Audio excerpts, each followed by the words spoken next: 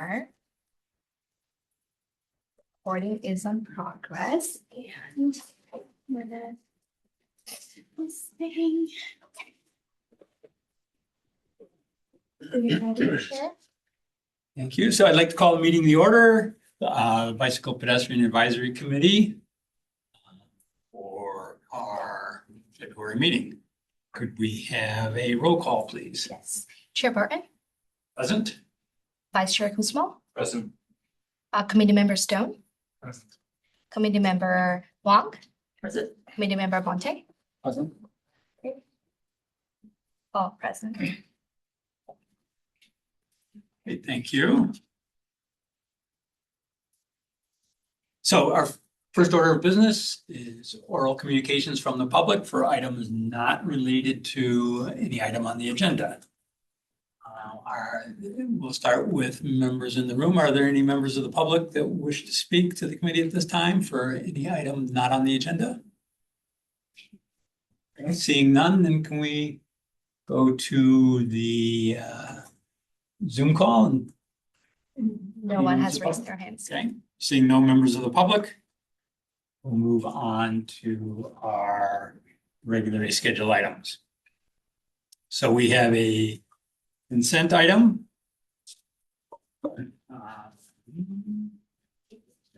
So for consent, we have one item, the meeting minutes of November 17th, 2025.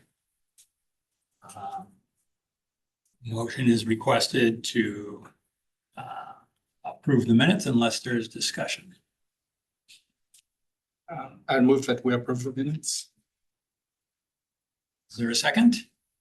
I can second that. Thank you. So we have a second. All in favor of approving the minutes for the November 17th meeting, please raise your hand. Aye. Aye. That would be unanimous. Thank you.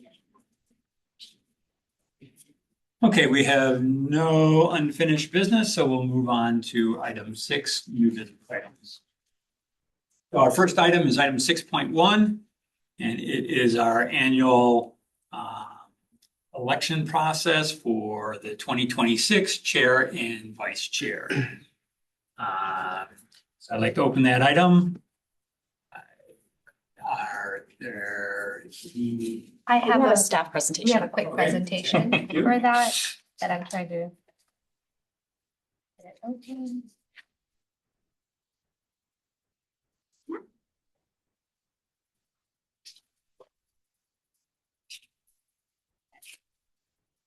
Hello, everyone. Priya Ahmed, Acting Transportation Manager. So wanted to give an overview of the BPAC members' election process. BPAC was established to provide advisory input to City Council on matters related to bicycle and pedestrian transportation, and to meet requirements for receiving Transportation Development Act (TDA) funds from state distributed by Metropolitan Transportation Committee (MTC) Regional Transportation Funding Agency.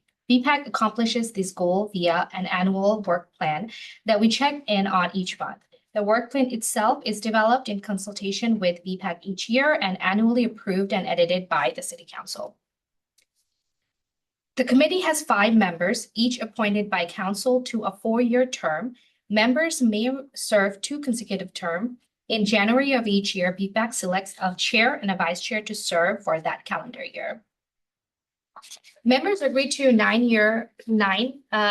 meetings a year schedule, with May, July, and December off, but with flexibility to add or cancel a meeting as needed. Meetings are usually held in this room on the last Wednesday of each month at 6:30. We are usually done by 9:30, 10. Agendas are posted at least 72 hours in advance. BPAC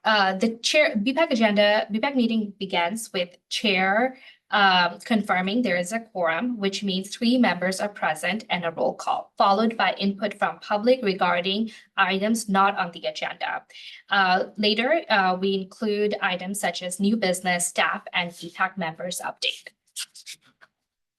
Each agendized item will typically include a staff presentation followed by BPAC questions and staff clarifying answers, followed by public comment and then BPAC discussion. Through the discussion, BPAC provides their input on the item and may take a formal motion to request council to take an action when appropriate.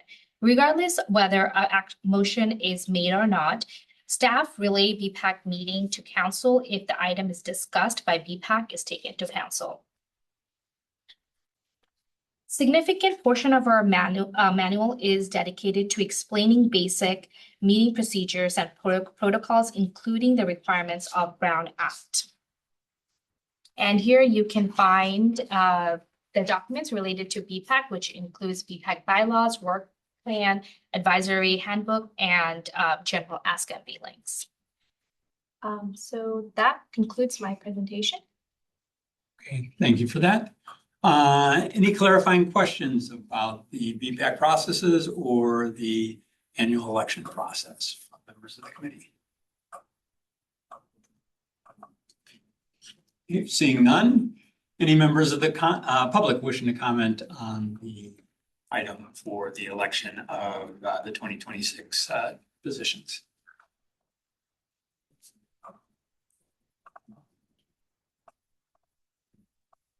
No members in the room, any online? Okay, seeing none, I think we'll open for discussion of the committee members.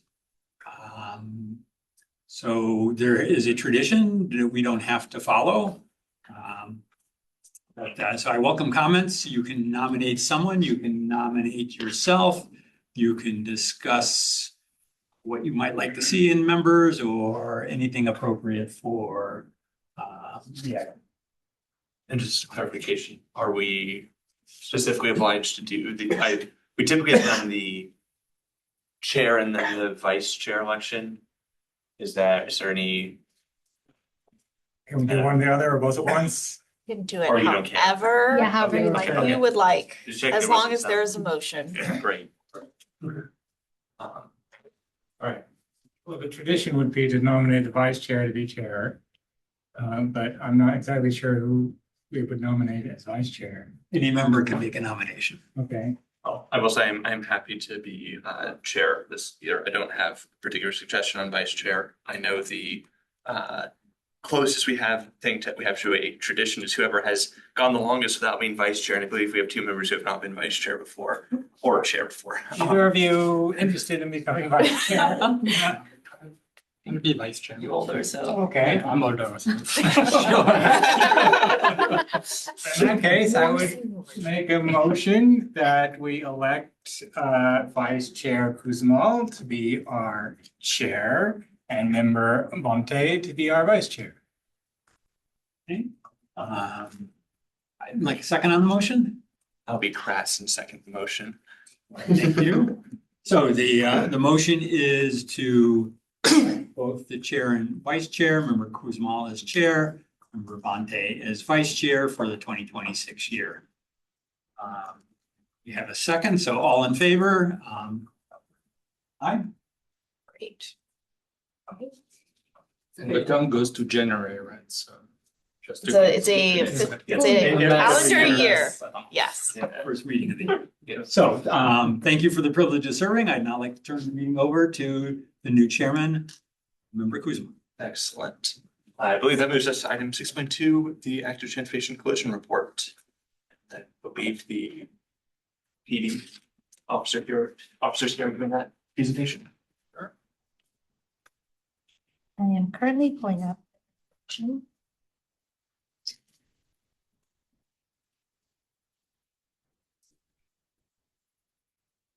We're good? Okay. All right, good evening, everyone. My name is Alex Baraja. Recently promoted to lieutenant. I'm a police lieutenant with our police department.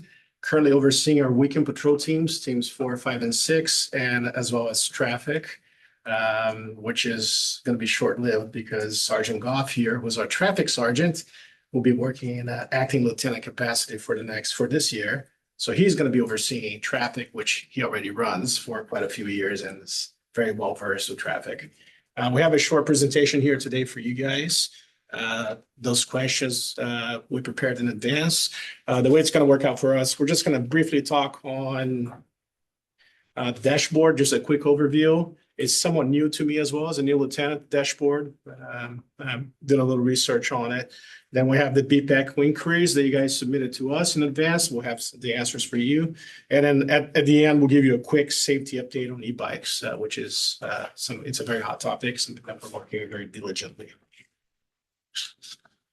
So everybody understands what the dashboard is? Everybody? Okay, so I don't want to spend too much on this, but if you go to the city's website and you click on transparency dashboard, you have our dashboard there with a lot of data. The goal for the dashboard for us is really just to provide an overview to the public, but we don't want to overwhelm the public with a lot of data, with a lot of historical data. Traffic data is updated every month. It's on a monthly basis. We have an analyst that does all that. Property crimes, it's weekly. And all the other tabs are updated quarterly. And this is essentially what it looks like on the dashboard. As far as the inquiries today, one of the inquiries that we got was, the question was, what are specific actions MVPD has engaged in the past few months related to bike pedestrian safety? So our traffic unit, Sergeant Goff and his traffic officers, they conduct ongoing pedestrian safety enforcement throughout targeted patrol areas, known problem areas such as Central Expressway in Castro, Ranksdorf and Junction. And officers also focus on the downtown area for e-bicycle and motorcycle violations in the Castro Street Mall. Is there anything else you can add, Chris, to specific things we're doing? We're really kind of developing our approach to the e-motorcycle issues. As the laws continue to change, we're getting a little bit more authority to be able to handle them differently.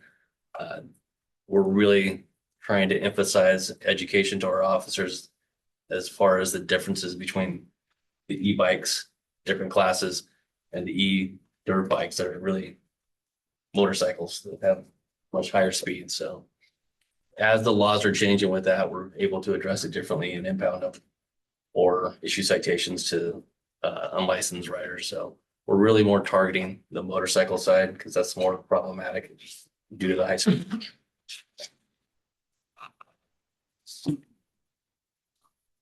Another inquiry was the transparency dashboard appears to only have detailed traffic collision data for 2026. Is it possible to view 2025 data in the dashboard? So I spoke with our analyst who was in charge of updating the dashboard. And again, the objective is to provide the public with a snapshot of what's happening. It's not to overwhelm the public with a large amount of historical data. The dashboard, they're being streamlined for efficiency and they're ever evolving based on the need and data capacity limitations of the dashboard. The trend tab on the bottom, if you go to traffic and then there's a trend tab, it has an annual comparison of total collisions going back to 2022. But if there's a specific project that you're working on that you want in-depth comparisons and data, raw data can be downloaded from the TIMS, which is Transportation Injury Mapping System. And here's the link for that. And the other inquiry was, do we have any details regarding the primary collision factors and injury collisions between vehicles and bike or peds that have occurred in the past few months? Again, with the traffic dashboard, it's updated monthly.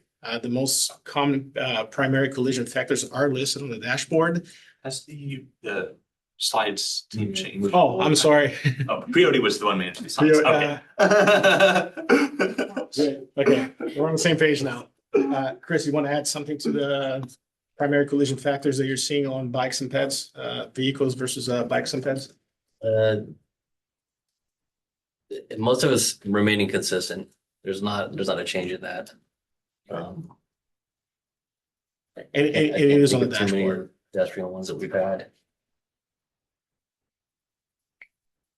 Go to the next page, please.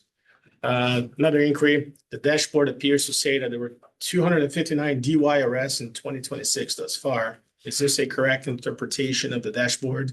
Could you please help educate BPAC about how MVPD looks for and enforces DUIs? So there was a it was an error. That number was for 2025. It was the total number of arrests that's a very large number for 1 month. We are proactive, but not that proactive. However, for January of 2026, we've had 37 DUI arrests. Not all DUI arrests involve a collision.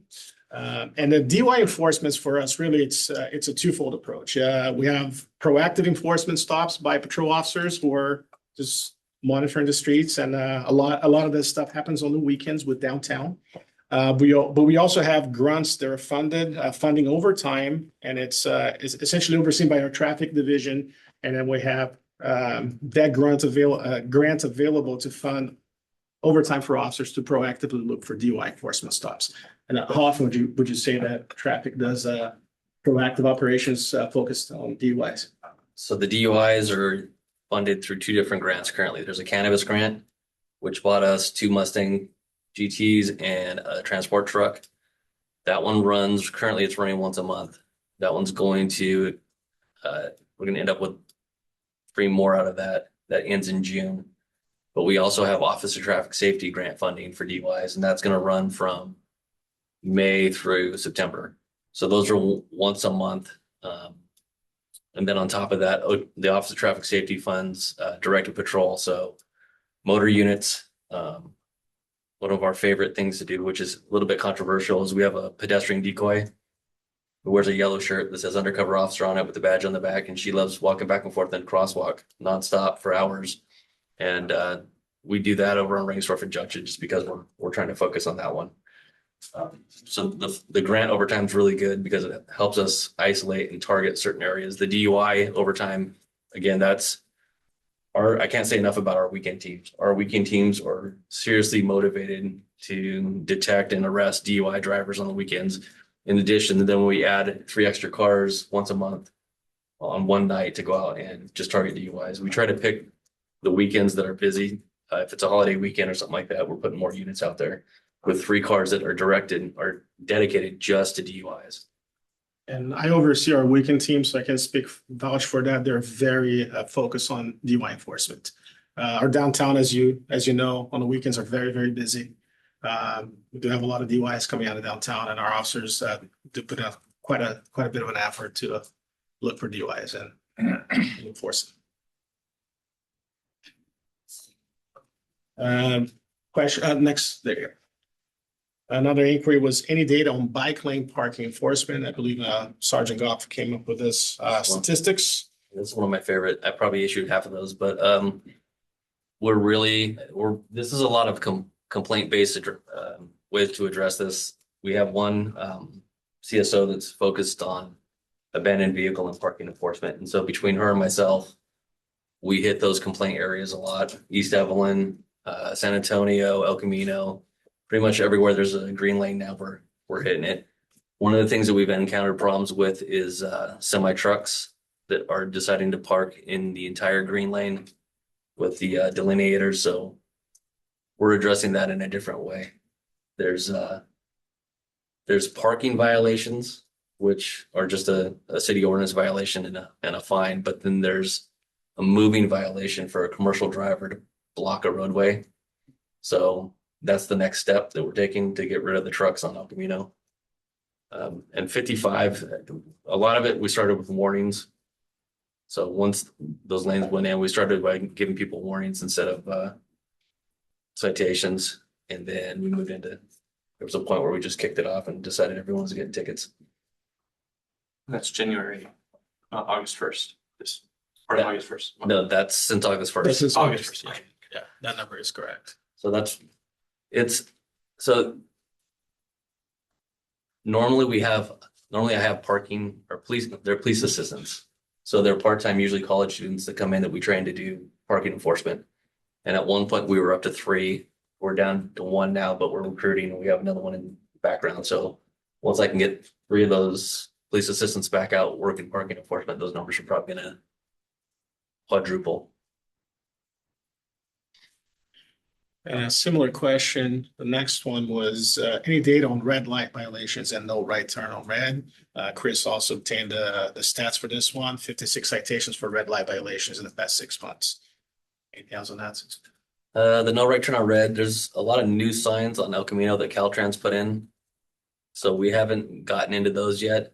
We focus mainly on, for those, the sign violations, those, there's a no left turn now at Castro and Expressway. We focus on that as complaint based. And then we could be writing those citations at the off ramp of 101 at Shoreline for the red turn, the no right turn on red, the arrow Next to there. La Avenida, when they make that right turn. But we tend to err on the side of the red light. There's a section for running a red arrow. So we could write the sign violation or we could write the red light, and we choose to write the red light instead. This doesn't include the saturation patrol that we brought into town. I think, I can't remember if it was 2 months ago, but we brought, other than San Jose, every agency in the county sends their motor units to our town for a saturation patrol. And we do that. We go once a month to a different city and do that. So I think we had about 30 motorcycles in town. And That was recent, right? it was, yeah, within the last couple of months. We worked until it started raining pretty hard and then we stopped. I think it was about 4 hours of enforcement, and these numbers are not including those other officers. We didn't collect their tickets, so that was probably a lot more than that because we had 6 motor officers at Grant and ECR. They were nonstop, so. All right, the next one, next slide. Related to red lights, does MapView operate red light cameras? Does MapView plan any action related to SB 720 adopted and signed in the fall of 2025? We currently do not have any red light cameras, and as far as I know, we don't have a plan to use red light cameras for the automated enforcement for SB 720. Chris, do you know anything on, want to expand on that, or? No, we have no plans for that. Okay.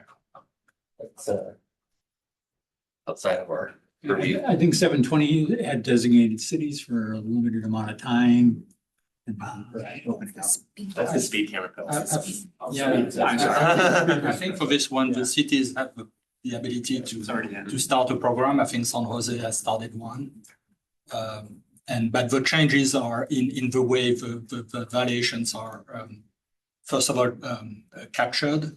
So you just need the license plates, not the face of the driver.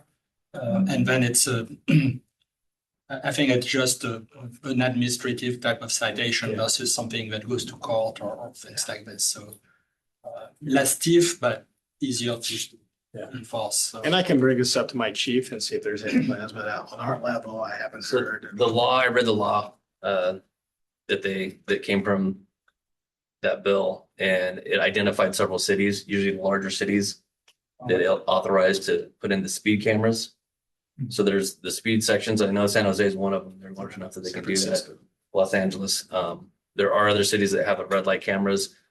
From what I've gathered from talking to other agencies, there's some logistics with that because you have to staff somebody full time to follow up on all that data and issue all the citations. And then if they take you to court, that person has to go to court. So there's a lot of logistics with that too. Okay. Then our next slide. So I won't read this whole thing. This was a large comment with a question there, but it's essentially asking for our personal opinion on whether we support it would be a good idea for, in PD's opinion, whether they believe new laws should be established or proposed either in the city or California to add on as an add-on to regulate bikes and e-bikes and et cetera. The short answer is, as a representative of the PD, we're not allowed to share our personal opinion, but we're here to enforce the laws that are currently in place. Community members have the right to share their perspectives with the local legislative representatives or city council. And then regarding e-bikes and scooter rides who are running red lights and not following traffic laws, I would say please contact us when you observe those violations so we can send an officer right away. If you know areas, there are problem areas within the city that you're observing those violations, you can send me an email and Sergeant Goff, and then we can saturate that area and do some proactive enforcement related to that as well. Anything on that? Yeah, a lot of that I think falls into like usually at the start of school, at the high schools. I know day one this year, actually the whole first week, we were sitting out at the main entry points of the school, enforcing the stop sign at Derrick's and Levin. Just starting off educating from the very beginning for the people not stopping at the stop signs. And that's usually that's teenagers on e-bikes and scooters, but And I'll touch on e-bike safety shortly here because we are doing a few things. so if it's the juvenile aspect, that's typically surrounded by the schools, and we try to spend a week educating them all at the start of the school year, so. And as far as e-bike safety, here's a quick update. So our school resource officers, they currently take a very proactive approach within the schools to teach e-bike safety in all Mountain View schools. There is several educational videos that were created and approved for distribution recently. Our chief just approved those videos. It should be coming out to the schools and to the school staff very shortly, as well as our SROs. The videos include safety about e-scooter, e-bikes, e-motorcycles, bike lanes. We also have an e-bike safety campaign brochure that was created, and it's currently sitting at the chief's office waiting for approval. He was a little busy with some other things. This is next. He's done with, as you guys heard, the flock and all that stuff. But it is sitting in his office right now. It's just waiting for approval, and that brochure is going to go out to the schools as well. And our SROs are going to continue their proactive approach to teaching e-bike safety within the schools. We're also working with our PIO on an e-bike social media campaign, and that's in progress as well. Anything else on e-bike safety? We have one officer who's a former traffic officer. He's back on patrol now. He works Team 1, which is our day shift, weekdays, and he's an expert in that stuff. He has a great PowerPoint that he created for e-bike safety. Have you seen that one? Yes, he was here. Yes, Officer Hammond. So he's been going around schools and presenting that PowerPoint as well. And it's been great to have him. But we do have some other stuff in the works right now that we're pretty much done with it, just waiting for approval. As far as contact information, if you guys have any, next slide, please. Like I said, I'm currently overseeing traffic until next week, but feel free to reach out to me as well. I'm still in field operations, overseeing patrol on weekends, and then Sergeant Goff will be our acting lieutenant for this year, and he's going to be overseeing traffic. If you have any questions or concerns, feel free to call or text or email me or him, and we can address those. Last slide. That is the last slide, and we're happy to answer any questions. to the best of our We will ability. go through and do questions from the committee, and then as normal, we will have public comment, and then any comments from the committee in our normal format. So, Member Huang. Yeah, the statistics you have about the DUI, the citations. At what age, would you say the most, or, do you have statistics on the age of DUI citations that you give out to most? Are you referring to DUI citations? Yeah, or DUI. age-wise? I don't have the number top of my head. I can research the answer and get back to you, but we have to go back through every single case and pull out the data and see what the age, but And the next one would be running the red lights. same. Same thing. It's to go back to individual data and look at all that, like every single report. But so I can't answer that top of my head, but I can get that number. That could sort of like give us an indication of, the education you guys are talking about, Firsthand experience for the DUIs. I worked some of those shifts, and it's all over the place. Yeah, So It's all over the place. it's very mixed. If it's downtown, you can probably guess that it's probably like the younger crowd in downtown if they're associated with coming from a club downtown, but we'll have DUIs all over town. So, and that's where you start getting that mix of people coming off of 101 on Ringsdorf. If we make a stop over there, it could be different age. But as I can imagine, on the weekends, DUIs on the weekends are typically coming from downtown. And that is a younger crowd. I'd say 20s to 30s. But that's for the weekends only, right? Because it's really coming from downtown. But it really varies throughout the week. It's a mix. And the same thing with the red light, just firsthand experience. Yeah. I write a lot of those tickets, and it's all age groups. not more the young. No. No. And Chris, that he spends a lot of time writing citations, him and his unit. That's what they do. And it's really a big mix.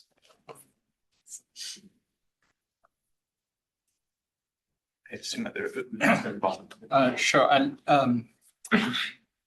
that's my thought, actually. So if somebody else wants to. Member Stone. So you mentioned for the red light and citing the moving violation for the red arrow. Not all of if I remember right, not all those locations with the no right on red have a red arrow. So is that something you could, like, is that still gonna be a red light violation even if it doesn't have the physical, like, arrow pointing red light? No, if it's gonna have to have that right turn, that arrow. So it just has the sign no right on red. where are those at on El Camino, you mean? I'm looking for new spots. I only know a couple. There's the one coming off onto Evelyn from Yes, the Yes. freeway. I'm not sure Okay. that one has, I don't think that one has an arrow. I have worked that one. Yeah. It doesn't have, maybe it does. I don't know for certain if it's got an arrow. I know it's got a sign though, because I have stopped people for that there. Yeah, okay, just a question. So if it doesn't have the arrow, is it? The sign's still valid. The sign is In my still opinion, valid? it's a little watered down of a violation. I prefer the red light, but Okay, so it's the same thing though. If it's a red arrow, it stands for the same thing for no right turn red. But I think there's that, and I know those new signs have popped up on El Camino because we weren't aware of them, and then all of a sudden they were there one day. So yeah, but you're in charge of enforcing that. yes, Yeah, and that one in Shoreline is a big one. There's a lot of violations coming out of the off ramp onto Shoreline with La Avenida parallel to the on ramp or the off ramp, and yeah, it creates a safety issue there, a hazard when folks are coming from La Avenida and making a left turn, and you have folks violating that. So we do put a lot of enforcement there, a lot of emphasis on that one, just because there's a huge safety component. But they're all over the place looking for new spots, and also to the best of their ability, because Chris started with as a traffic sergeant and 4 traffic officers, motor officers, and he's down to 1 because of staffing issues, right? And then this year, our numbers are looking a little better, where our chief is beginning to talk about providing the traffic unit with additional officers. But that was a challenge for the past few years, where he went down from 4 officers to 1 officer, and aside from him. So that does create some challenges for us as well. I do remember now. So, so for the DUI, is it just alcohol, or do you have stats on other substances? But you know, so there are usually those are collisions, and it's usually like a prescription medication mixed with alcohol. Or I think there was 1 or 2 that I saw last year that were methamphetamine, but they're always usually combined with alcohol. So no cannabis or. So cannabis is a difficult topic because there's not a way to quantify it like alcohol, 0.08. It's a hard number, if it's over that's a presumed DUI. With cannabis, you have to have driving indicators. So you have to observe them driving fairly poorly to be able to dictate in a report exactly why it was impaired. And then there's the experience that I've seen from the court locally is not very good, where I've talked to officers who've gone through a full jury trial and it's still acquitted.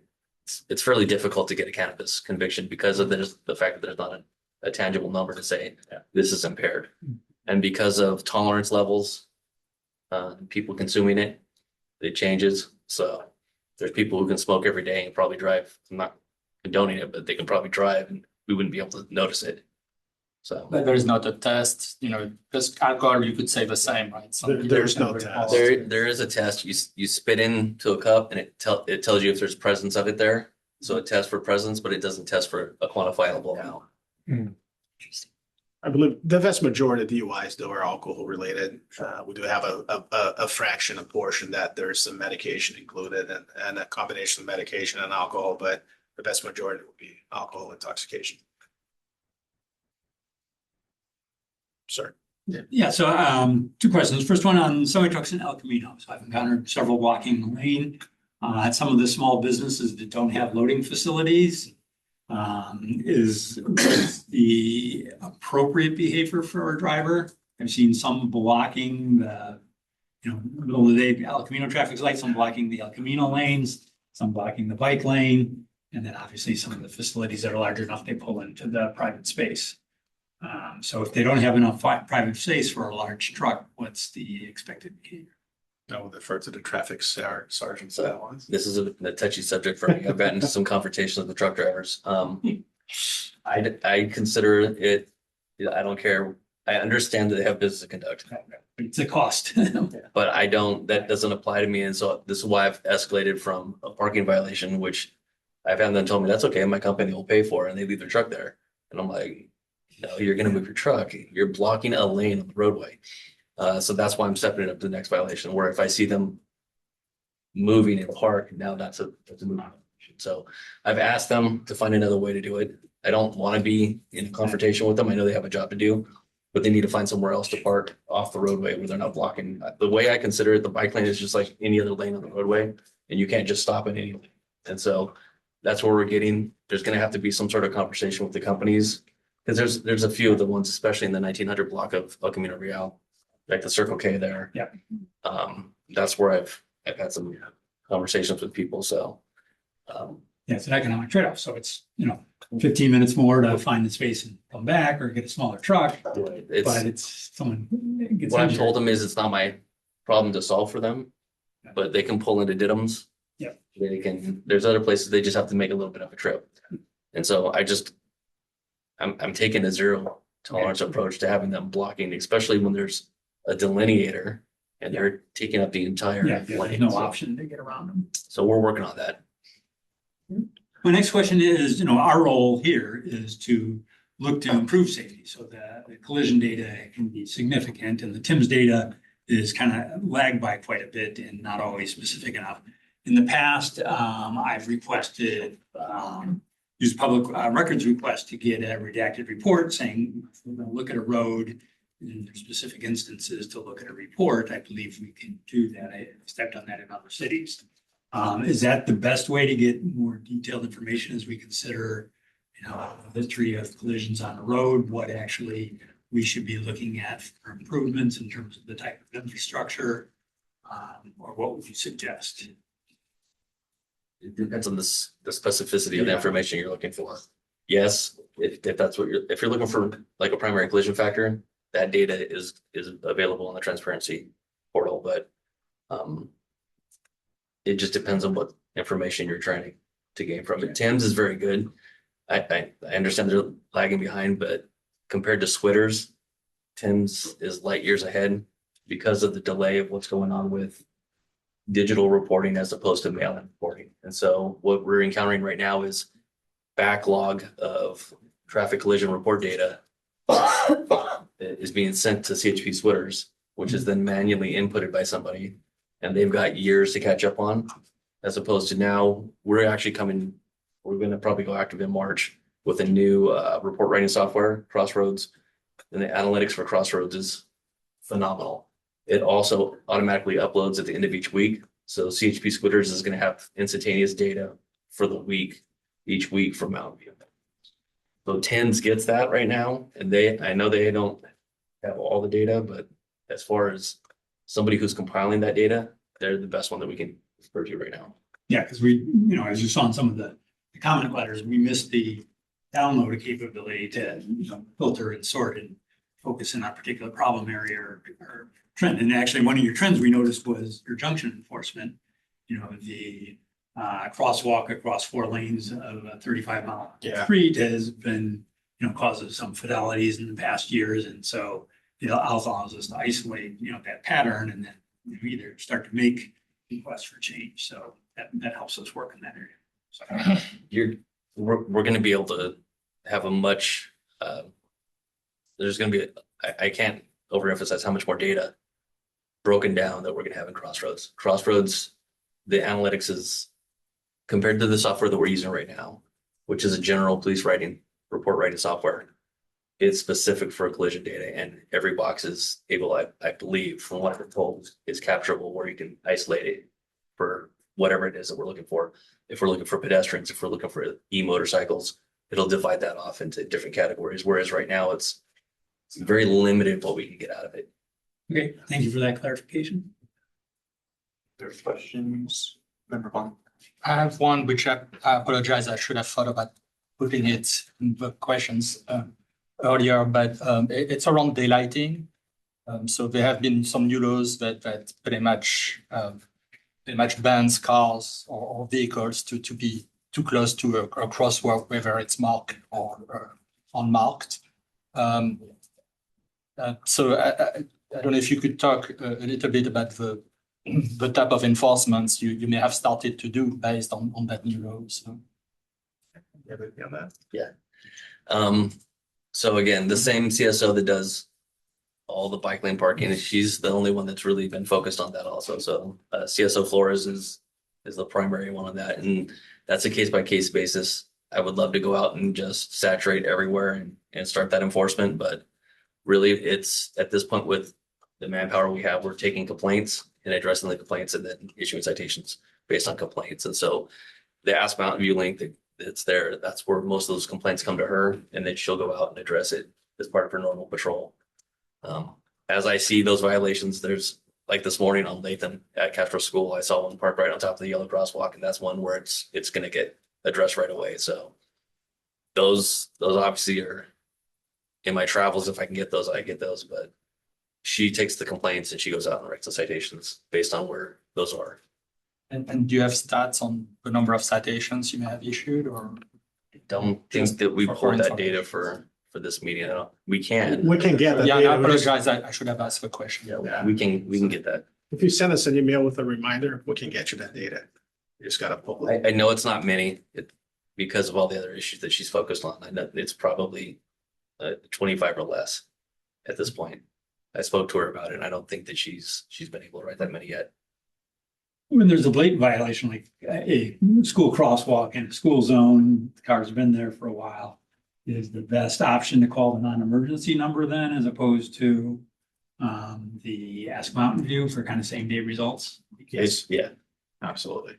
that way if somebody's, again, depending on the availability Can't for always get officers, there. so. Yeah, an email to us would be very helpful too, because as we get those emails, we can send some patrol folks and traffic folks to that area and just to work that problem. So, but I would say non-emergency would be number one, but then let us know too, because we can come up with a game plan and address those issues as we get the information from you.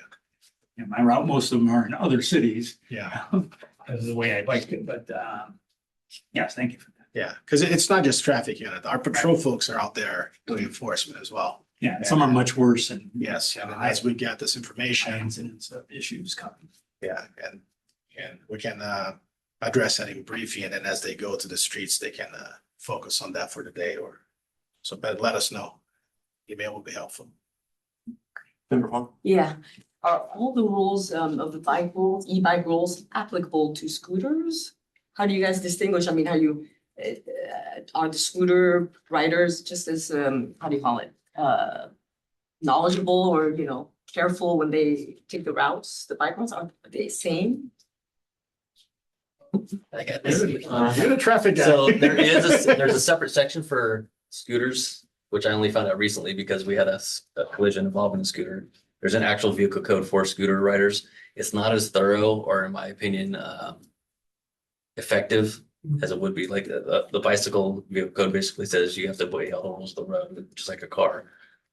They've kind of separated that off for the scooters, electric scooters. Traditionally, those were always perceived as pedestrians. They fell into the pedestrian section of the vehicle code, but now there's actually a separate section, just very limited amount of vehicle codes that pertain to those. Yeah, Officer Hammond, was it? Mhm. Yes. Yeah, his presentation addressed, I think, the shortcomings Yeah. and when it could be used if I remember correctly. Because that collision on Center Expressway in Moffett was a scooter, right? Expressway. Oh, yes. Astro, That was a red light. Yes. and that was a scooter. Couple of questions from me. First off, you mentioned some grant funding that was used for DUIs. I'm not all that used to how that sort of grant funding work. What is that coming from? State programs? Is that coming Why from? did you ask? This is my baby. He's gonna talk for hours about this. I'm very proud of it. So there's two different grants that we use. We've traditionally used the Office of Traffic Safety grants for several years, probably 15 years. Those are split in two. Those funds come from the federal government, they're NHTSA. And so there's two different categories. There's a DUI enforcement category, and then there's a generic traffic enforcement. So the categories for those are bicycle pedestrian safety, primary collision factor focused, where we go out and look for mainly speed. We just do a lot of speed enforcement on that and red lights. What are the other ones? Cell phone, so distracted driver, which the last year's grant we didn't have a lot. This year we got a lot more funds for that. And then there's the DUI section. And so the DUI section is split into two. One is saturation patrols and one is checkpoints. We don't do checkpoints here. So I haven't done one since 2013. So we focus on saturation patrols. And typically that's 2 officers per shift for the OTS. And then the other grant that we just got last year is the cannabis tax grant. So whenever cannabis is purchased, part of the tax funds DUI enforcement grants. And that's run through the CHP. So the applications go to the CHP. The CHP is the ones who decide which agencies get the money. Now that one is split differently. That one's 2-part. It's one for equipment and one for overtime funding. And that's what allowed us to get the Mustangs and the F-150 pickup. Those were chosen because they blend in. I think a lot of people kind of know what police car headlights look like. Explorer. And so those vehicles don't look like that at all. Those were picked because I figured that people were going to run right through stop signs in front of them. They're going to pass them on the road.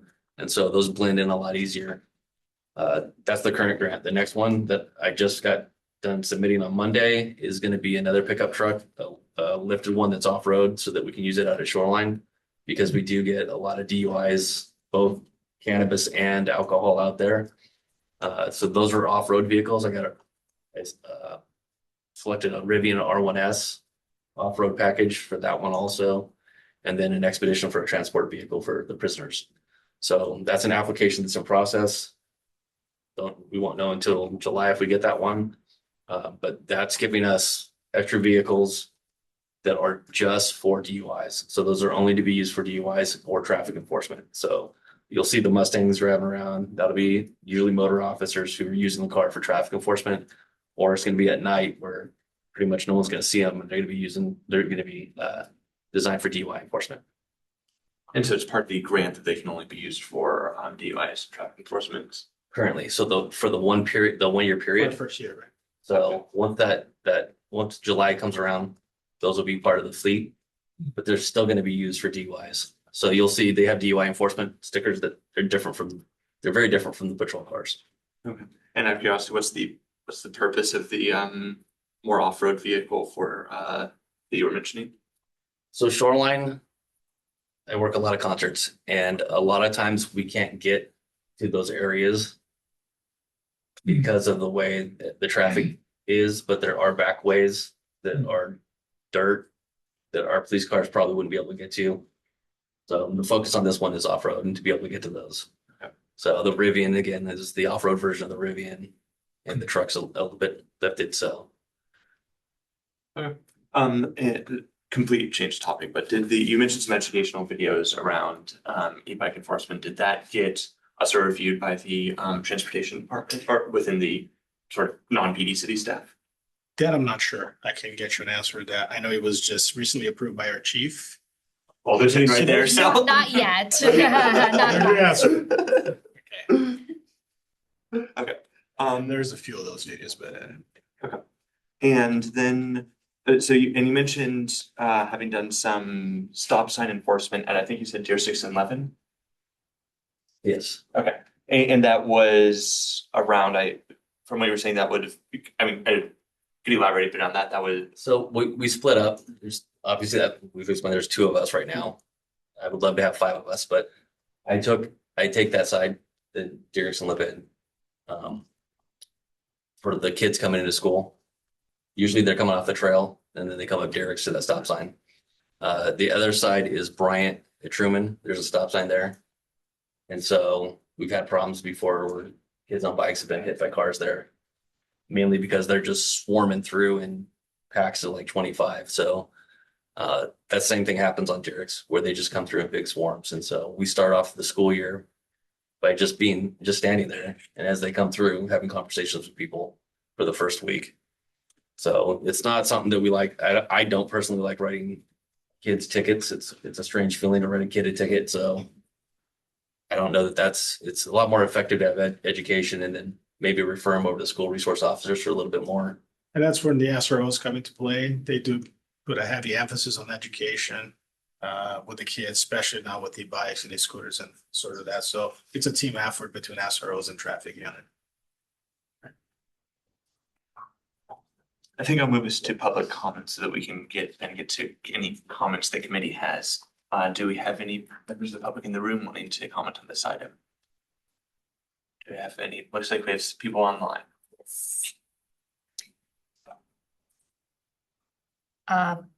April, give me 1 second. I have the timer up.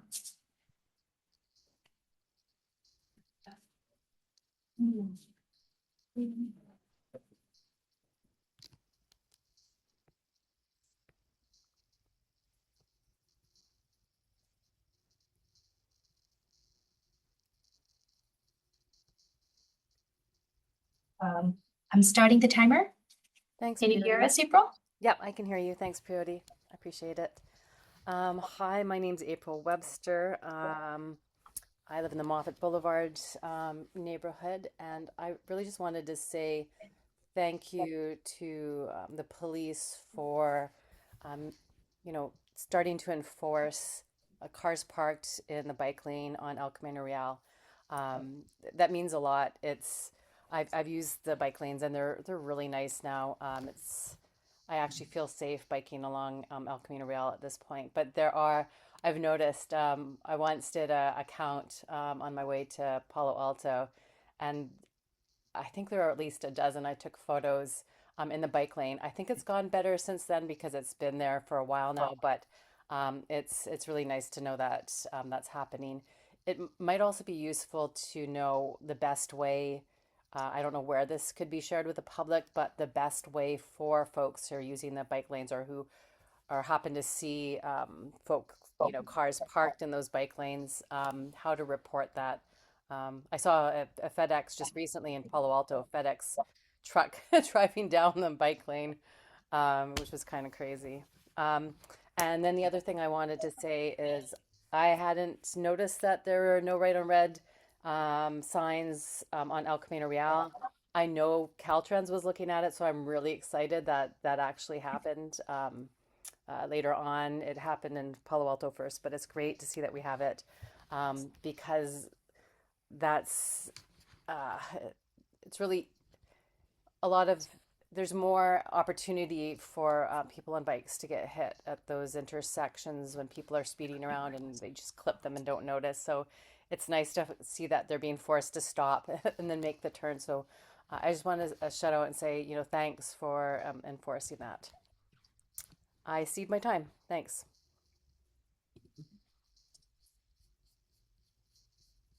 Have any other public speakers? No. All right. With that, we'll move to committee comments. So we'll just be providing any feedback or further questions we have for the police department here. I don't believe there's any expectation of any formal motions here. So, members done. April's comment reminded me of a question I forgot. So I noticed there's a lot of new bollards on California where people used to park illegally and now they can't without destroying some equipment. My question is do you coordinate with the PD and the staff to understand where and how people are violating the rules so that you can know where to put the bollards? You didn't put the bollards in, we put the bollards in. I know you put the bollards in, but like they know where people, like they're out there every day. We don't. You don't coordinate on it? No. Okay. We started the hash mark enforcement Yeah, because a lot of vehicles are parking those hash marks. yeah. And Well, fewer now. it's been planned for a full walk. Myself on one side of the street and my CSO on the other, and we're gonna take a 2-mile walk down California and do parking enforcement for the entire length. Mhm. We just, because of the weather, we've kind of been held back on that one, so. But that's in the works. Okay. That doesn't really answer the bollard question, but. Yeah. A lot of it's based on observation. Yeah. We've seen it too. So that's comments or? I mean, do you have, I guess we will have things, Mr. Barton. So, one question, I know some of the schools are starting, bike buses to complement the other bike programs. When or if do you recommend ever advising the police department that that's gonna occur? Is there a size that you want to know about, or, I know some cities provide escorts or periodically or once in a while or at the start, or do you have any thoughts on that? I'm not sure. I know, like, Yeah. for bike bus. Like bus is when they move as a unit, so a bunch of students will get together. They're a bus, but they're biking. Okay. Oh, okay. Usually for younger students. Okay. Yeah, they'll pick a I was starting, not aware. they'll pick a starting point. It's something we recommend as part of the Safe Routes to School Okay. programs, because it's a more visual. I have seen that. I just didn't know that. Yeah. Yeah, that's the Now term. you know what it is? Yeah, it's usually a published route with timing Okay. and people join in. It's usually younger, elementary age students and parents. And they may range from 5 to, 100, I guess.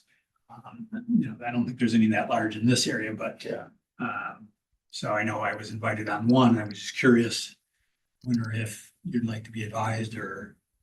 It would be good to know from a safety perspective, whether our traffic guys are gonna be more SROs or even the patrol guys. Where's that published at? The one I'm aware of is just getting organized for Bub School in April. I love the idea. I don't. That's, I think, and we'll talk, I think the best route would be to work through the Safe Routes to School, and then we can coordinate with the officers if it's, especially if it's something planned and programmed and not an everyday occurrence. Cause I know there's some, Most of them are pretty informal. yeah, I know there's like, we'll meet here kind of a thing. Yeah, But yeah, I if talked- it is a programmed one, we should definitely. Yeah, I talked to one in Burlingame and he said, they were on their own till they got to be about 30. Yeah. And then they were having some interactions with motorists. And then they advised the police department for an escort a couple times to kind of give them the legitimacy and say, no, Yeah. that's not the behavior the motorist should, be doing around school children. So that was the recommendation I had is, start small when you get to a size, or if you're having issues, and then, make it a little visible, and then it should be fine after that. and I think if that's scheduled, that's something we could probably get on Yeah. board with and have somebody join in, especially Officer Hammond, because he's always looking for a reason to get on his bike and get out of the car. So that would be good for him to join in with that. If we had an advance notice on that, but I have seen what sounds like that. It's very effective. It's definitely effective. So Okay, thank you. I can coordinate with the bike bus that's going to happen in April and let the Okay. PD know. And, if you're aware around, stop by, say hi Yeah, to let kids. us know. Yeah, bring your stickers. Yeah, they love I that. know that. Yeah, I guess the second thing related is one, what kind of outreach opportunities do you like?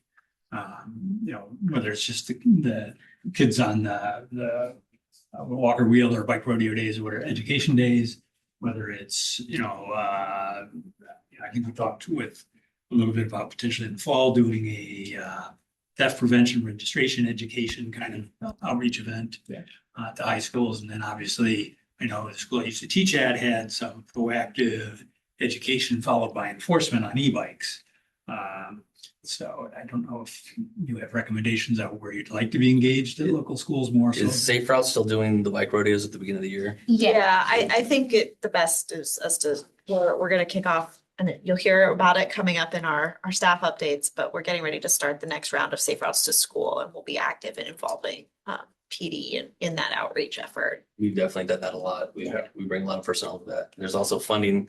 Part of our grant from OTS is traffic safety education. So that's why we try to partner that and blend that with the bike rodeo where we have bike officers out there. I would say SROs also provide a lot of the outreach and education aspect of Safe Yeah. Routes. So that's something we had coordinated a couple of years ago. Everybody knows what SRO is? No. Sorry. School resource officer. Yeah. Am I- School is resource that officer. right? Yeah. Which I'll be overseeing now as he takes traffic. I get SROs, so I'll be involved as well. So they're helpful with our Safe Routes to School program. I was thinking about that. I was like, What is SRO? Yeah. School resource officers. Yeah, right, thank you. Additional comments or? Sure, so I wanted to relay some of the public comments we got in writing. I think, it was in on websites and kind of, and had to do with the dashboard essentially and kind of, especially for traffic, kind of a limited set of data that exposed. So, like 90 days. I'm not going to paraphrase what the comments were, but I think it would be useful to have more data, specifically to see some trends. So, for instance, we see only 90 days worth it. It shows pretty much no fatalities, but we know we had fatalities in the previous 90 days. And for things that we do monitor, like Vision Zero and so on, it's kind of very useful to see the trends. Be able to see, but hopefully we have less and less facilities, eventually zero, and same type of things for this. So, anything that can be done to add more data there. Would you send me an email, both of us, just as a reminder? And I think they were written comments. So, I didn't see them sent out in advance. Did I miss them? They were sent out today.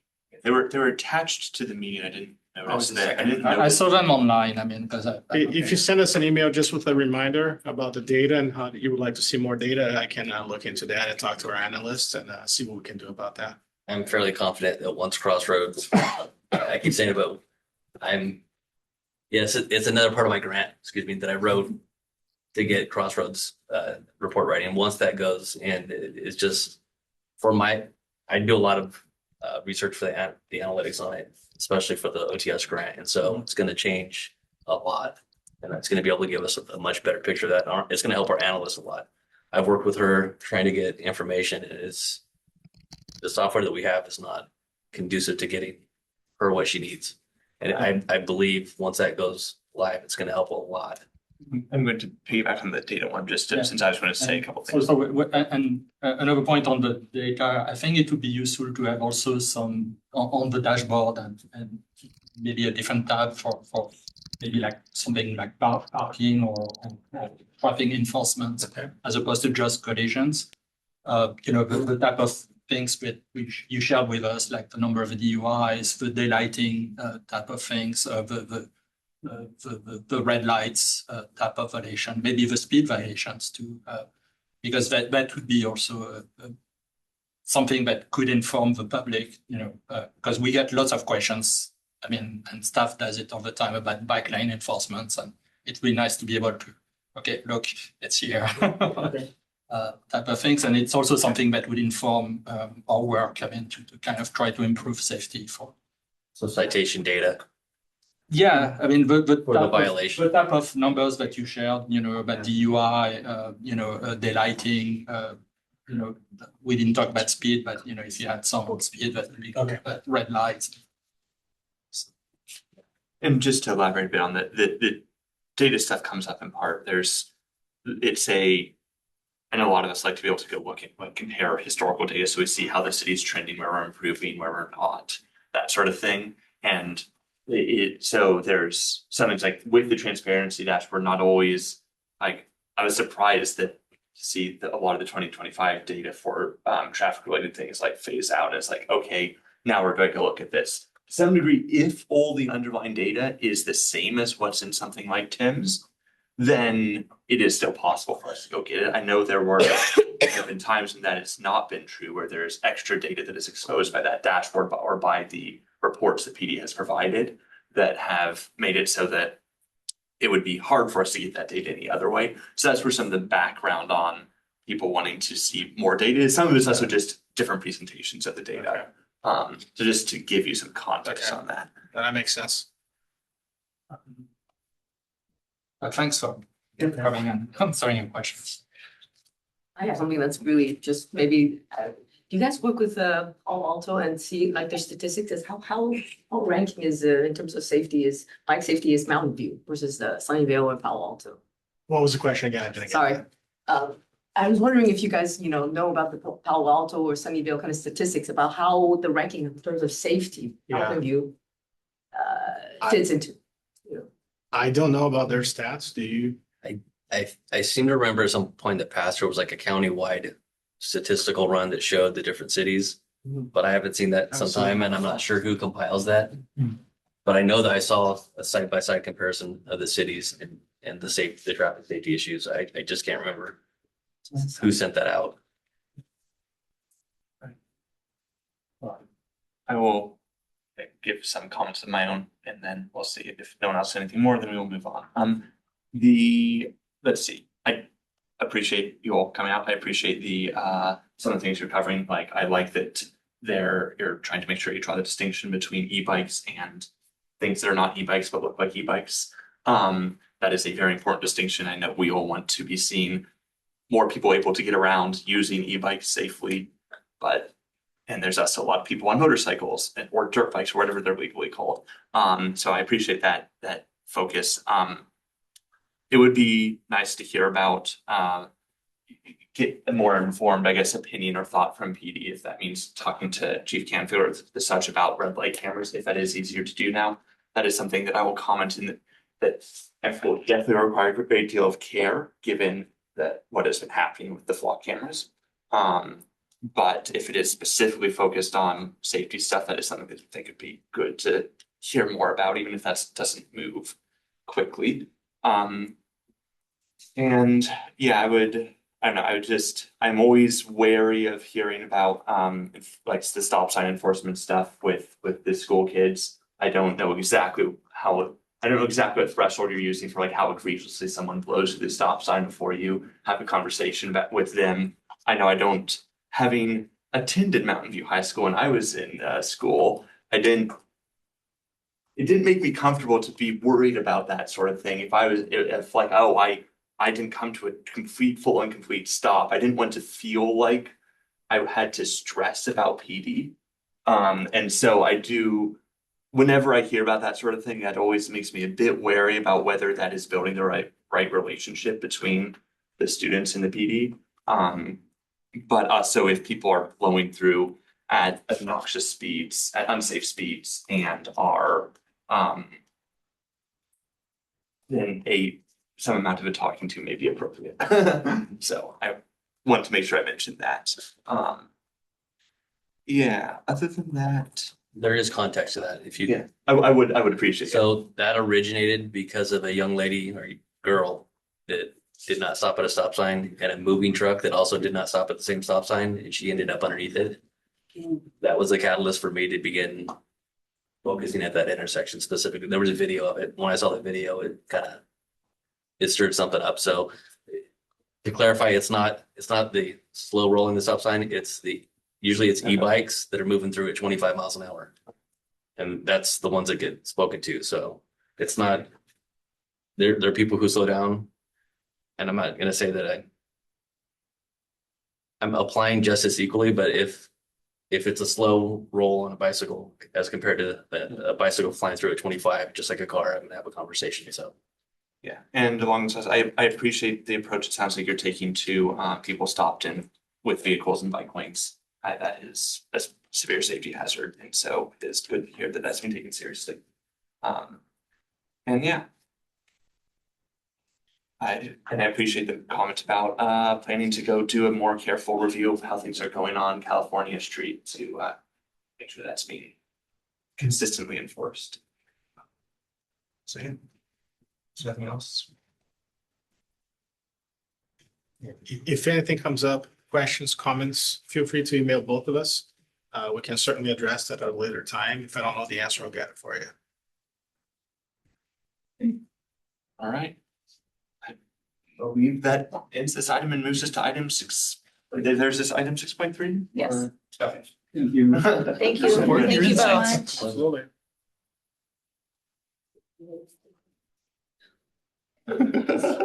I'm so sorry. If you want to brief me. Nope, you're good to go. Okay. Thank you. You can email them. You can email them.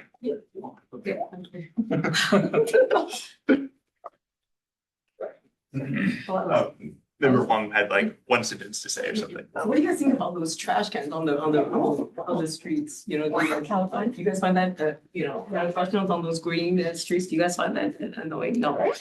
There's a lot of trash cans, on the Tuesdays when people are coming, on the streets. And then so the trash cans and the people in the homes, they don't put it back in. And so the bikers might run into them. Oh, on California Street you're referring to, right? Yeah. Oh, sure. You see that a lot, no? Well, California Street's supposed to have designated locations for the trash cans outside the. It is, there are those They're little, supposed to be. Oh, yeah. It's been a challenge for us.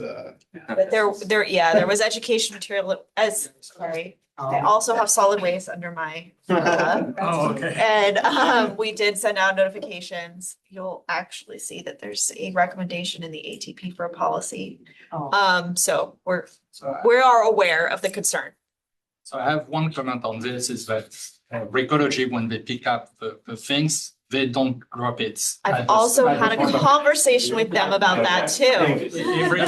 Move on to item 6.3. That was brought up in the monthly houses meeting away. today, so I can let you know that is happening. Those conversations are also happening. One of the benefits of the breadth that I have under me is 6.3. 6.3. So we are moving And on. it's- Yeah, Chair. share we. 6.3. Yes, we are on 6.3. We are on 6.3. Please provide our Okay. presentation. So this is the BPAC work plan. This was adopted last year. It has not changed. We also have the TAL. This is showing kind of till end of the year, what's on the agenda. So next Fiscal year. fiscal year till June. So next two months, it's going to be quite busy. Next month, we'll have TDA 3 as well as Middlefield. And then April is ATP with CIP development and draft work plan as consents. And then we'll finish up the year with Stevens Creek Trail Extension, Safe Routes to School update, Moffett Precise Plan, micromobility, and another collision review. Any questions? Questions? For next month's meeting for the TDA Article 3, I know in past times we've asked that we at least get a couple alternatives so we get some sense of what the different options are. Will we be getting alternatives? That is the intent. I will say some of it is dependent on when VTA tells us how much money we have. We don't know that. We don't know that Sometimes yet. there's So that one right now is honestly, we're trying not to put it with April because April is going to be busy. Yeah. But depending on when we hear from the VTA of how much funding we're getting, it's. Okay. But yes, we've started to compile a list, so we're ready. Thank you. For the Middlefield complete streets, what section of Middlefield? Is it all of Middlefield? I believe it's Shoreline to Bernardo. Good section. Right. A question, I just realized that we don't have meetings in May. Is part it of like a your- regular thing or? It's part of the bylaws that there is Oh, I see, no okay. BPAC meeting in May. I know I mean, you're we can out, have you're- one if yeah. you want. No, I don't. No, he's because not I've been in France for 3 weeks. So. He's in France. Based on this. But it's no, like, according to the bylaws, there is no May, July, or December BPAC meeting. Any other questions? It looks like we might have a public comment, or I don't know if we get it back down. Yeah, we do. I'm gonna stop sharing my screen. And bring up my timer.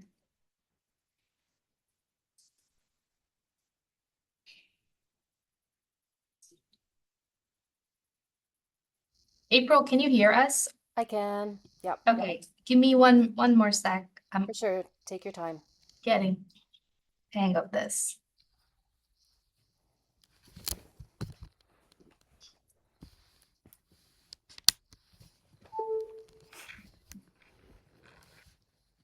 Try this again. There we go.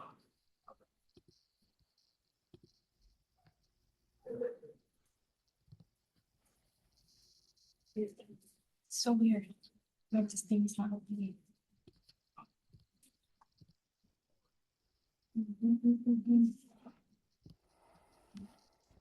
Where is it? Oh, you know.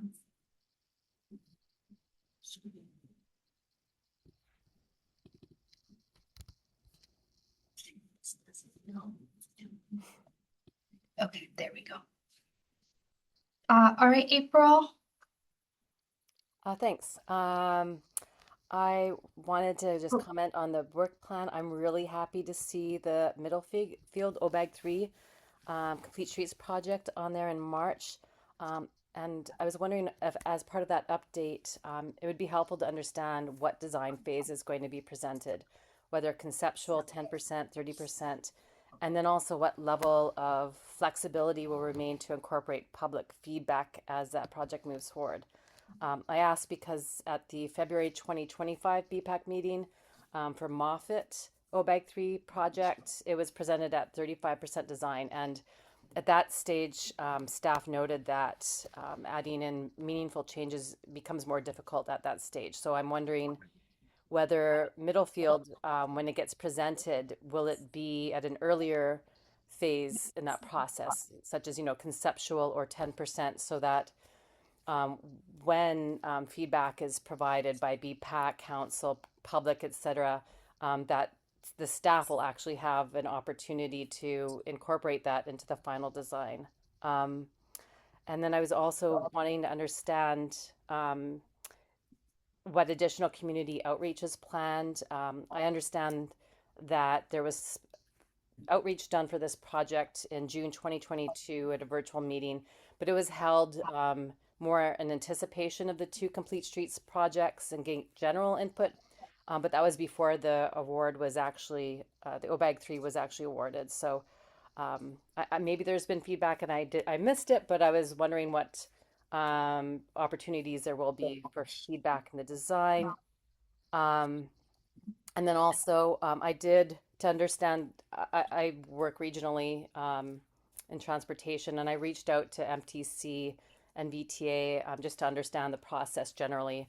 And from what I understand, the federal construction funds need to be obligated by January 2027, but that there's also flexibility. I'm wondering, given that context, it would be helpful to understand what schedule the staff are targeting for Middlefield and how community outreach is going to be integrated into that. And it would be, given strong input from the BPAC and public on the Moffett, it'd be helpful to understand if other cross-section alternatives like a road diet might be considered. Thank you. I think I'm almost at my time. Yeah, I see the rest of my time. Thank you so much. Thank you. Do we have any additional public commenters on this item? Just double check. I don't think so.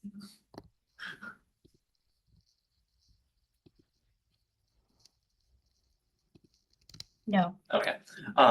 I heard a few questions in there that I would also be curious about, just confirmation of. So I guess there's other than the BPAC meeting itself, are there any public input opportunities on the Middlefield Complete Streets project? I am not aware at this time. I can get back to you on that. What I would direct you all to is our updated project website. It does say what the next outreach is for each project and what the last one was. So we have recently updated our project website. So hopefully that information is there. We are also in the process of updating it for Q1 of 2026. So it will be getting updated here soon. And one other question I heard, there's I heard a few questions, but one other one I heard there was what stage is this coming to us at this time in terms of design process? And I guess, is that on the project list on the website? It is in conceptual design, is what it says. So I would say that's in the between 10 and 35% design phase. Yeah. All right. So what will be coming? Yeah, because I think I would echo the Moffett comments. Yeah, it will be helpful to set people's minds going into that meeting, and we'll, I'm sure, have a robust discussion about the project at that meeting. Yeah, and it links the last time it went to council. So the last public report is also linked on the project website for that specific project. Does it mention the way it's funded? Because I remember from Moffett, the one issue was that it was time sensitive for some It is grants. part of federal funding. Yeah, it does have part of that One Bay Area grant program. also listed on the project website. Okay, I'm sure, but I'm We just read, yeah. I'm reading. Diligently do it. Yeah. If there's no. Yeah, well, I mean, I think the issue on Moffett was that we were told it was already time sensitive. The traffic counts and stuff started like the day before the meeting. We felt kind of boxed in, and so we'd like to avoid that. I believe if memory serves me, and again, I'm sorry, it was earlier on and when I started, that when the grant was written, it did not include a road diet for Moffett. However, I believe that there is a road diet included in Middlefield for the grant. So that I think that was part of the uncertainty when it came to BPAC last time, is that that study was not written into the grant. And so to change the scope was the concern. Whereas this has been written into the scope of the grant. I believe that matches my memory of the discussion at that it being in the middle field, a road diet being a possibility or included middle field grant was mentioned. Yeah. All right. If there's nothing else, we will move on to item 7.1, staff comments. We did do. Staff presentation for this. Okay. So, it's bigger.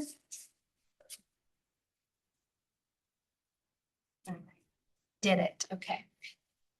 So we have a quick staff presentation. So Safe Routes to School, we had a successful tree lighting last December, as well as we currently have Safe Routes to School request for proposal out. So Safe Routes to School goes through 3 years of contracting with our specific consultants. So we are at the 3-year mark. So we are opening up for another round of proposal receiving. The scope for it will include the education, encouragement, and evaluation, as well as we are looking forward to adopt Safe Routes to School as a citywide program. So that's the primary scope, and we want to have a contract done by end of May. So we have June to get the project team together, and July is when we kick off Safe Routes for the next school year. So I see the deadline's March 8th or 9th or? March 9th is to receive all the proposals. Then it will go through evaluation, our contracting, and we'll go to We do council. interviews with the consultants and there's a. And how many consultants have expressed interest or? How many? We had about 10 consultant teams expressed interest. But we don't know how many are they gonna propose. Rainstorf Avenue Complete Street Study. This is going from El Camino to Leghorn, funded by Caltrans Planning Grant. We are currently doing kind of our first round of outreach, which is visioning existing conditions, understanding pain points, and areas of improvements. So we have a survey out, that's mountainview.gov/city projects. You can take that survey. We also have a community walk and bike tour this Friday at 7:45 a.m. I'm trying to catch commuters and school parents and students. We are going to start at community center and then break off to groups to go north and then go south. It will have both walk and bike component. And then we just did a school pop-up at Montaloma Elementary School where we went and talked to parents and directed them to take our survey. All right, I'll take the next couple slides here. So we just submitted for a Measure B grant for VTA for Evelyn Avenue Complete Street Study. It's a planning grant. We will hopefully hear from VTA about our successful application in spring of 2026. So we went in for that complete street study.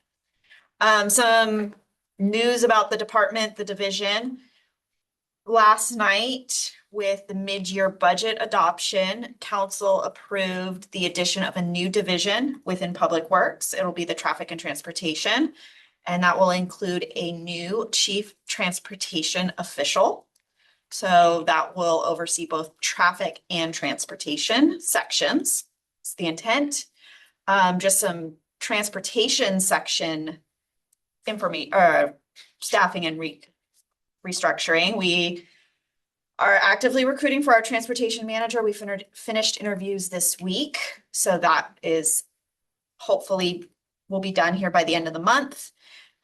We have our transportation planners, both Ben and Prioti. We have changed their titles. They are senior planners, so that change has happened. And we have also added a new position, which is the junior assistant associate planner. So we will be going a little bit more vertical in our setup for the department. And then we have Karen joining us here tonight. She is the administration assistant in public works, and she's going to help us facilitate BPAC meetings moving forward. So we're happy to have her from that side of some housekeeping. All right, next slide. And what you all want to hear about, the ATP. So just a little bit background of how we've gotten to where we are. So back in 2021, BPAC reviewed our ATP scope. In 2022, we entered into an agreement with Nelson Nygaard Engineering for ATP development. In 2023, BPAC reviewed the vision statement and existing conditions analysis. In 2024, BPAC and City Council reviewed our scoring criteria for priority projects. And CTC recommended that Council approve additional scope and funding for the project.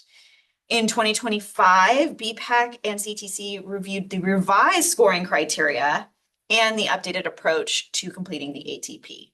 So that's how we got to where we are today. We currently have what we're showing here is the ATP draft outline plan. So it's going to be divided into 3 sections: what it's like to walk and bike in Mountain View, so our current existing conditions, the holistic maps for pedestrians and bikes, and just some community characteristics and input we received. Then we have a recommendation section. So this is where the scoring and prioritization criteria, as well as our top 20 projects, will be identified and gives project descriptions. And there's also a policies and programs recommendation section. And then finally, the let's roll, that is our implementation plan. So that is the design considerations and some funding strategies, as well as the next steps for the projects identified in the ATP. And so a little bit of what's happening right now. We have our draft ATP right now. The city staff is reviewing it, both in our current public works department, but also CDD, communications, parks, and CSD. What am I missing? I feel like sustainability. It is everybody at City Hall is looking at it to make sure that we are consistent through all of the other big plans we have going, especially with CSD, the parks specific plan and the biodiversity plan, make sure that we are all in alignment there. Traffic's reviewing our CIP. So everybody is looking at this right now. We will be putting it out for public review in mid-April, and it will be coming to BPAC on April 29th for review and comment. There will be a public meeting, an in-person public meeting scheduled for early May. And then it will go to CTC on June 16th. Then that gives us the summer to do all of the final tweaks, and we will be taking it to council after their recess on September 8th for review and adoption. And then just some back to what we just covered a little bit, the TAL for the next couple meetings, but we've got the TDA 3 funding, Middlefield Complete Streets for March, and in April, we've got the draft ATP, CIP development, and the draft work plan. So that is our staff updates docket for right now.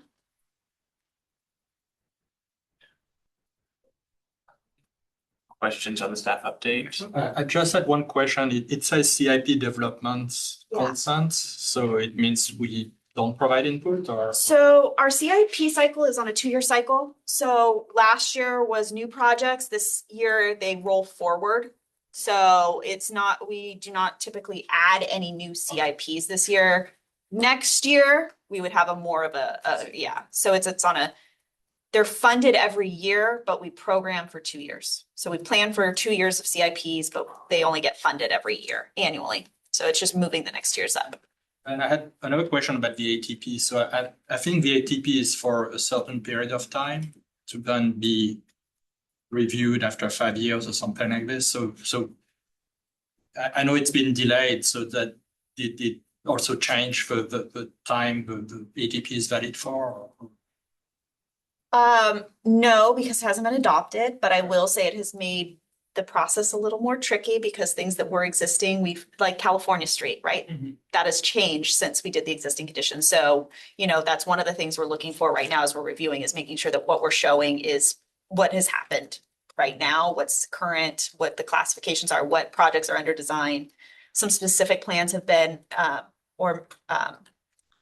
precise plans have been adopted since we started. So making sure that we're following all of the direction council has previously given up to today. I had a couple questions about the staffing updates. Traffic and transportation together, that makes a lot of sense. Was parking also in a different division? Is that? Parking. We don't, Enforcement or design?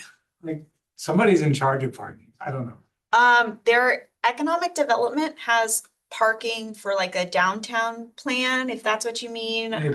Parking permits would go through traffic. So it kind of depends on what you mean by parking. I think it's the economic development. Okay. So that's like specific to downtown. Yeah, they've got a specific. Well, it doesn't have to be, but right now that's the only discussion that's occurred. Right, Okay. yeah, right now, economic development is leading the downtown specific Yeah. parking. And I guess trails are still under parks. Trails are currently under parks. Yeah. Okay.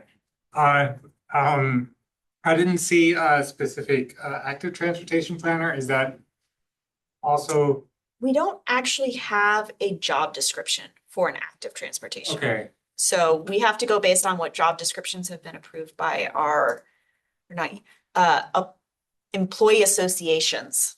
They're not okay, unions, but so there's different specific classifications that go through. okay. Yeah. So I guess Brandon was an active transportation planner, but that wasn't his. His official title was a transportation planner, Okay, Yeah. okay. So, which we have changed to senior transportation planners. yeah, congratulations. Thank you. Timeframe on the junior transportation planner or the other? Well, it just got approved last night, so I haven't put out for the active recruitment yet, but we do have the job description ready to go. Ooh, I don't remember where that one's at, but the goal is to get them on board as soon as possible. And that's, Yes. sorry, there, it was like junior/assistant/associate, so that's, It's called a flexible position. It means that it's one job classification with different levels of experience. So Okay. we would recruit for that and we can hire one that, if the best fit is entry level person that just comes in, but has great opportunity, it would be a junior. But if we have somebody who has 5+ or some management experience, they would come in at the associate level. So we're funded for that flexibility in the position. So has that job description been approved by the employee association? That's the part I'm not, I believe so, because there's a junior assistant associate planner position on the website. So yes. Yeah, it's there. Yeah. couple quick questions on other things. So the chief transportation officer, is that a thing that's going to go through a hiring process? Correct. As well? Okay. And then I assume then transportation will go under the chief transportation Correct. officer. What of the traffic groups are going to fall under that? The entire traffic team would go under that as well. Okay, and So that's our city traffic engineer and his 2 seniors and 2 associates. okay. But like, Robert Gonzalez's group is a generic He- capital. He is the projects group. capital improvement project that's Which under, is not that will stay under just- engineering. And that's not just road stuff, so he's doing. He mostly focuses on roads, but Yeah, yes. Okay, Yeah. He will stay with the engineering group for just education. Any plans have to be signed off by the city engineer. So anything that his team puts forward has to be signed off by Ed, and so he will continue to report to Ed as that sign off process. Okay. And the one other question I had was not as directly related, but I must ask it, the BPAC memo thing. Has the city, I believe there are some changes to the Brown Act related to remote participation. Is the city have anything planned on that front? I have not seen anything come down from our city clerk's office, but Okay. whatever they do for council, we would roll out through Okay. to you guys as Okay. that becomes available. All right. I guess, okay, any public comment on item 7.1? I see April's hand raised. Yes. Let's see. Figure this out this time.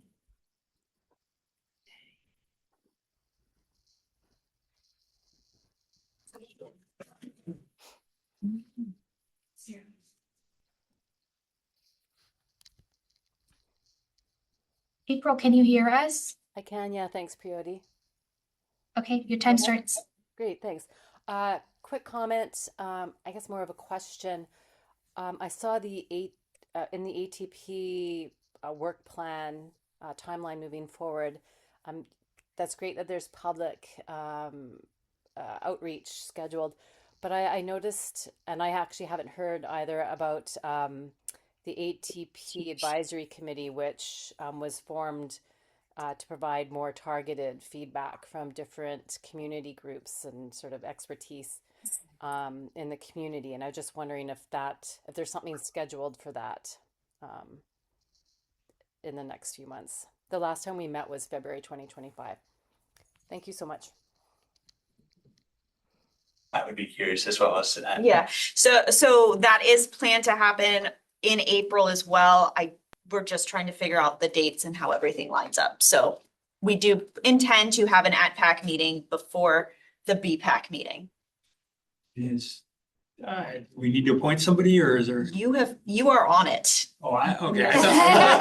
I thought it was a. Now, if you would like to say, I'm no longer chair and Well, I think but Member Barton was put on that well before he was. yeah, I chair. believe so. Considering we started in 2021. I thought I was a temporary stand-in. at one point. Oh. So I'm okay with it. I will say when you get the invite, if there's somebody else from the BPAC you would like to send in on your behalf, it is not that formal. Okay, yeah, I thought I was originally sent because of somebody else's absence and I. That absence might have been someone being turned down, so. Exactly, yeah, that was part of it. Yeah. All right.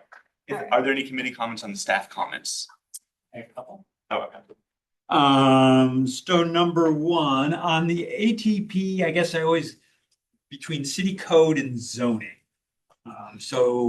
Particularly on bike racks. So I had to take someone visiting from out of state that had to go to In-N-Out and had to use the drive-in. And the one at Ringstorf, I noticed the bike rack is against a wall, so it doesn't hold two like it was designed to do. It is on the very back, away from the door, not visible unless you go through the drive-in. So there are 35 employees there, most of which I don't believe are likely driving, given the size of their parking lot. I don't know if, I don't think we have a set code on bike racks other than guidance, and it certainly didn't meet the 10% of the parking space, which is kind of common. And I know I've worked with enforcement before, and it was kind of clear that they didn't do a good job in another place. How do we get it into the ATP or improve the code so we have effective bike racks installed by the developments that are supposed to have them? So the ATP will not have any changes to ordinance or zoning because that requires a little bit heavier of a lift, multiple reads and different outreach, but it will give recommendations where that code information and requirements that be more on the building enforcement side and conditions of approval when they come in for a permit. It's hard on the private property side. Right. I will say, one of the other things staff is currently working on is our citywide TDM ordinance. And bike racks is something that will be in there that will be in more, that will give us a little bit more teeth. Yeah, 'cause Yeah, it seems like unless I asked, they're not going to be enforced. So is that something that'll come back to us as part of TDM? Because I think I made the comments about all phases of TDM, not just the bus, but. TDM will be going to EPC and CTC, but it is not coming to BPAC because it's not pedestrian and bike, it's development, so it goes through planning. More than happy to have you guys come and read it and have for the ordinance, but So would now be the time to make a motion? Now is, well, there, it's not a motion, we're not in a motion section of the, I would say that wait till you see the ATP.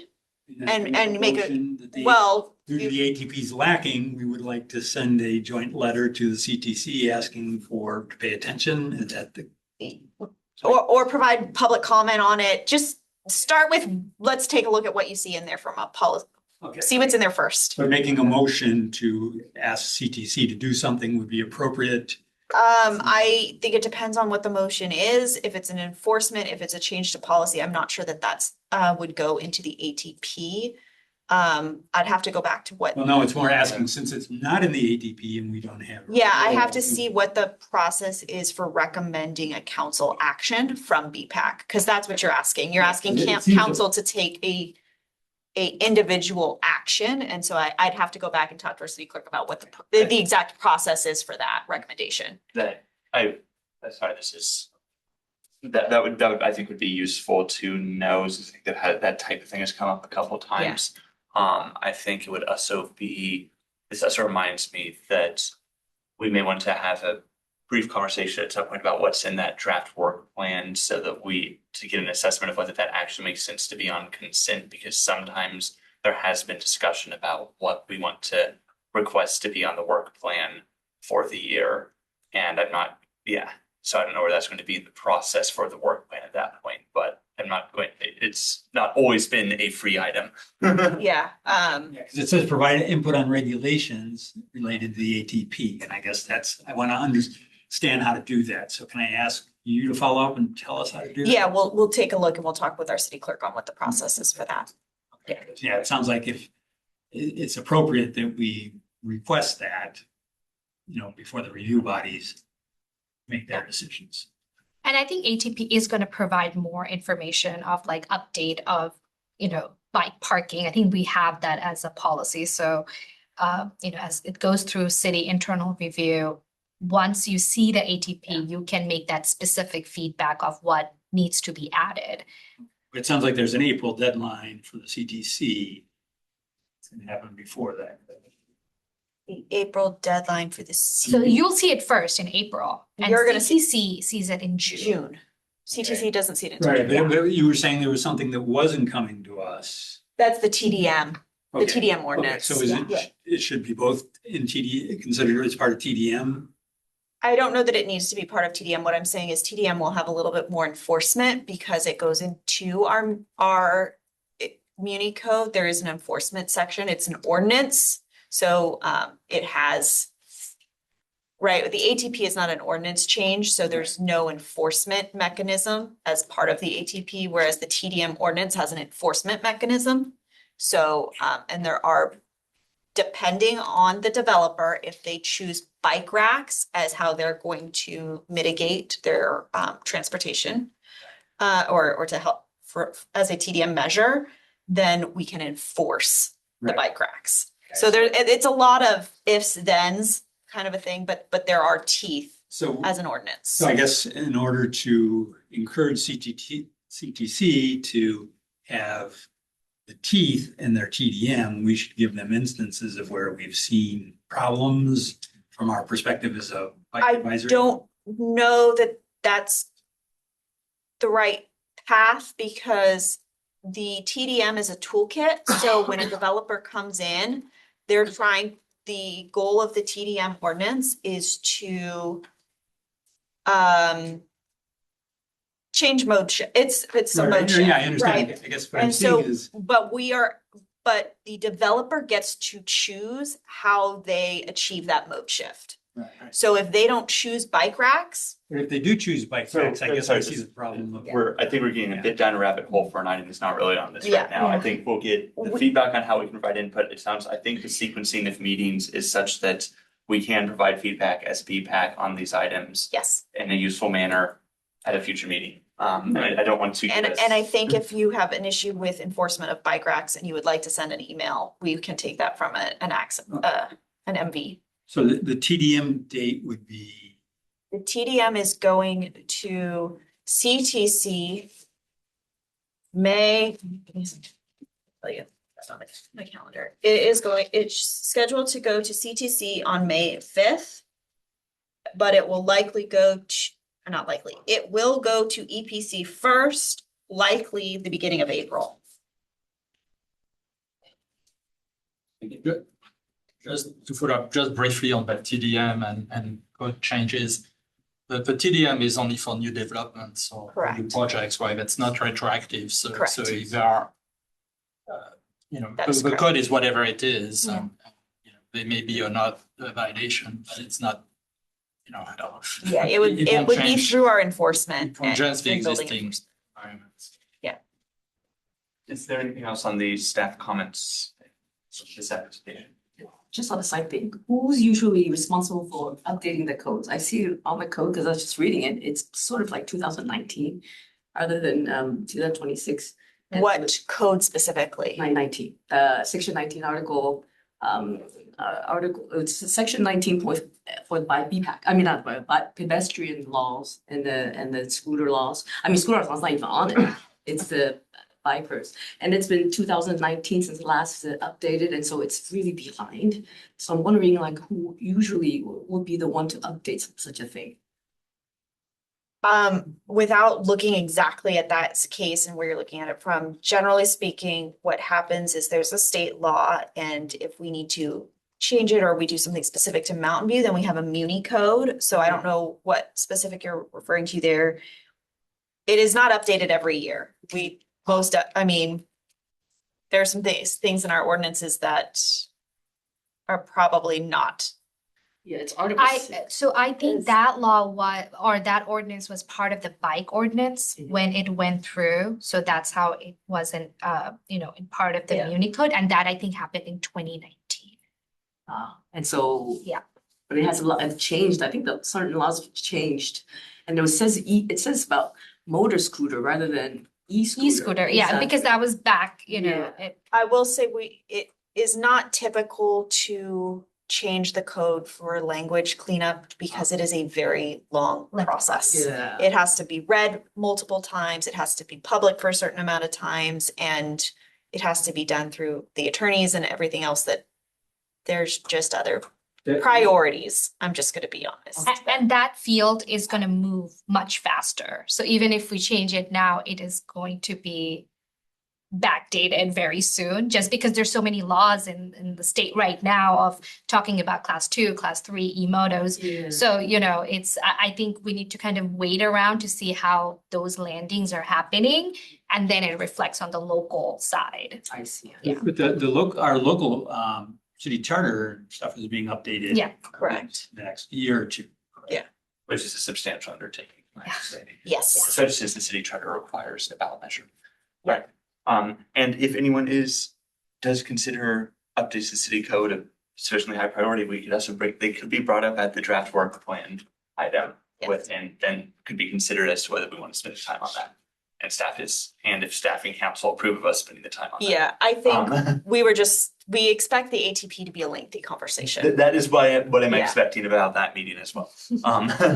So anyways, if there's nothing else, I believe we have to move to item 7.2, which is Yes. committee comments. I was going to provide a Yes. VKB pack. Yes, update. I have your presentation. I was wondering about that. Is there a way to make sure that presentation gets provided to either as part of the meeting minutes or to other BPAC members so that people can see the contents in the future outside of just the slides here?